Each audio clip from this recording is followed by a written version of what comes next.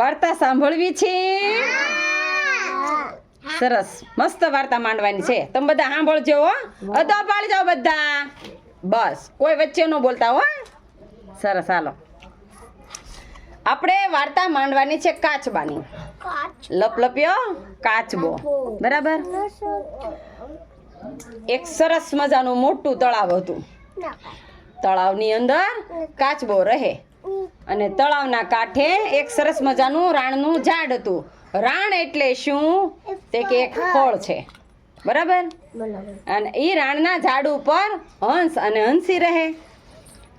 અને કાચબાને ને હંસને ને હંસીને ને ત્રણેયને દોસ્તી. કેવી દોસ્તી? તે કે એકદમ પાક્કી દોસ્તી થઈ ગઈ. કેવી દોસ્તી થઈ ગઈ? પાક્કી. કાચબાને હંસ વગર નો હાલે, હંસીને કાચબાને બધાને એકાબીજા વગર હાલે નહીં.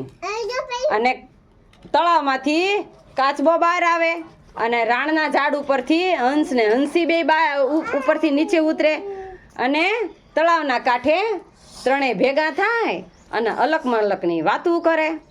ઓલું આમ ને ઓલું આમ ને વાતું કર્યા કરે. બરાબર. પછી એક વખત ફૂલ દુષ્કાળ પડ્યો. દુકાળ પડ્યો. શું પડ્યું? દુકાળ. દુકાળ એટલે શું?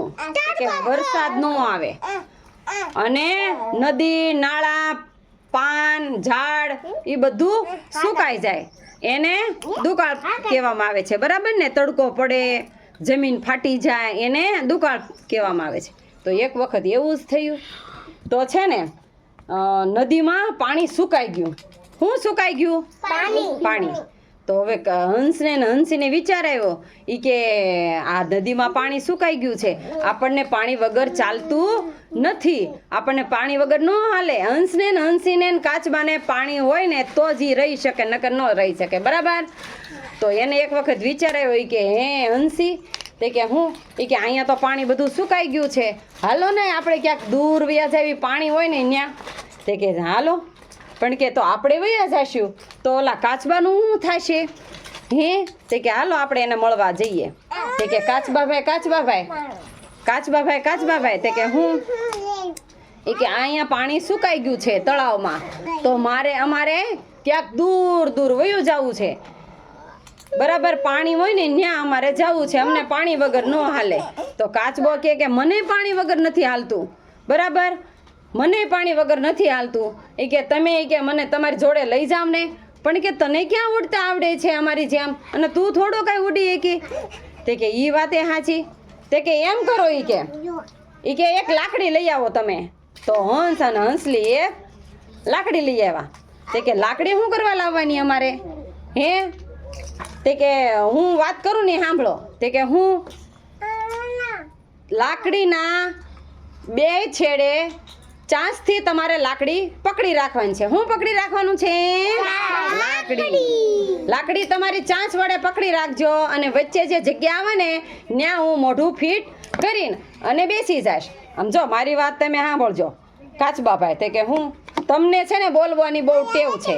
બરાબર. બહુ બોલ બોલ બોલ બોલ કર્યા કરો છો, વારે વાતું કરો અને બોલ બોલ બોલ કરો છો. પણ ધ્યાન રાખજો, અમે ઊંચે ઉડશું.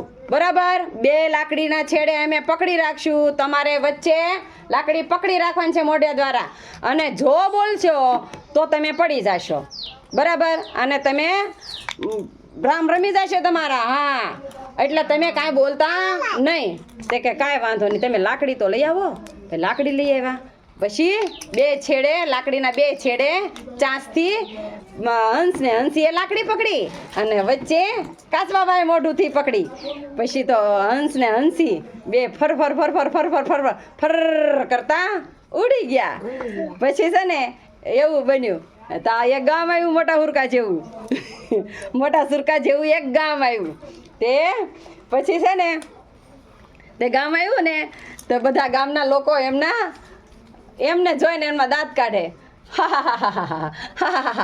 એમ કરીને બધા એને જોઈને દાંત કાઢેલા એમ ચોલો કાચબો તો જો ઈ કે લાકડી પકડીને ઉડે, ઓલા હંસો એ લાકડી પકડીને ઉડે અને કાચબો એ લાકડી પકડીને ઉડે અને બધા હું દાંત કાઢે એના તે કે ઈ કે દાંત કાઢો મારા ઈ કે બરાબર એમ બોલવા ગયો ને હે અમારા દાંત ન કાઢો તા તો મોઢામાંથી લાકડી છૂટી ગઈ અને કાચબાભાઈ ધડમ કરતા નીચે પડ્યા અને એમના રામ રમી ગયા બરાબર.